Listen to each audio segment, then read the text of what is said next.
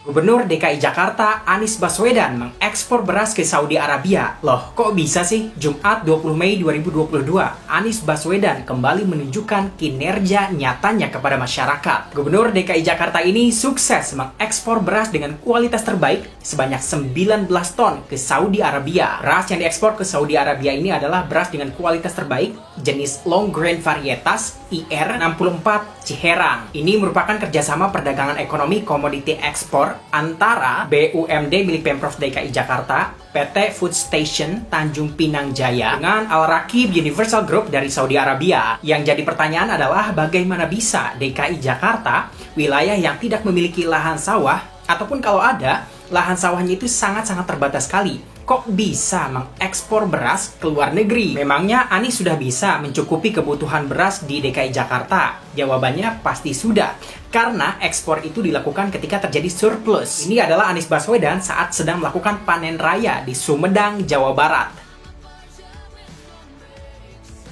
Dan ini adalah Anies Baswedan saat sedang panen raya di Cilacap, Jawa Tengah. Dan kalian wajib tahu nih, sejak tahun 2018 silam, Pemprov DKI Jakarta melalui perusahaan BUMD-nya yaitu PT Food Station Tanjung Pinang Jaya sudah menjalin kerjasama dengan gabungan ataupun kelompok-kelompok tani di beberapa wilayah di Indonesia. Dari mulai Karawang, Subang, Indramayu, Sumedang, Demak, Sidoarjo, Sragen, Cilacap, hingga Lampung. Bahkan hingga tahun 2021 silam tercatat BUMD milik Pemprov DKI Jakarta PT Food Station diketahui telah mengelola seluas 6.210 hektar sawah di wilayah-wilayah tersebut.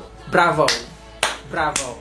Hal ini dilakukan tentu untuk memenuhi kebutuhan beras warga DKI Jakarta, agar warga DKI Jakarta bisa menikmati beras dengan kualitas terbaik namun dengan harga yang bagus. Tidak hanya itu, kerjasama ini juga tentu menguntungkan para petani di daerah-daerah tersebut. Yang pertama, para petani mendapatkan harga jual gabah yang lebih tinggi. Yang kedua, memberikan jaminan harga kepada para petani. Yang ketiga, memotong mata rantai pembelian gabah petani. Keuntungan yang keempat, para petani ini diberikan pendampingan mengenai pemilihan varietas padi yang ditanam dan juga pasca panennya. Pokoknya para petani yang kerjasama dengan Anies Baswedan dijamin untung lah. Dari sini kalian pasti sudah paham kan alasan kenapa Pemprov DKI Jakarta bisa ekspor beras ke Saudi Arabia. Ya memang beras yang diekspor ke luar negeri tersebut jumlahnya tidak banyak. Tapi kalau kita pikir lagi, untuk sebuah daerah yang bahkan tidak memiliki lahan sawah, ataupun kalau ada sangat-sangat terbatas sekali lahan sawahnya, ini sudah sangat-sangat luar biasa. Dan yang lebih penting adalah, ini adalah bukti nyata keberpihakan seorang Anies Baswedan kepada para petani lokal. Kalau jadi Gubernur DKI Jakarta saja, seorang Anies Baswedan sudah bisa memberikan keuntungan dan kesejahteraan kepada para petani di daerah lain, apalagi kalau dia jadi presiden, wah para petani di Indonesia kayaknya bakalan pada makmur nih hidupnya. Sekelas gubernur bisa panen raya di beberapa wilayah di Indonesia. Sekelas gubernur bisa ekspor beras ke luar negeri. Itu kan harusnya kerjaan presiden. Gak heran kan kalau banyak orang yang bilang kalau Anies Baswedan itu adalah gubernur rasa presiden. Setelah melihat fakta ini, apakah kalian masih berpikir jika seorang Anies Baswedan tidak memiliki prestasi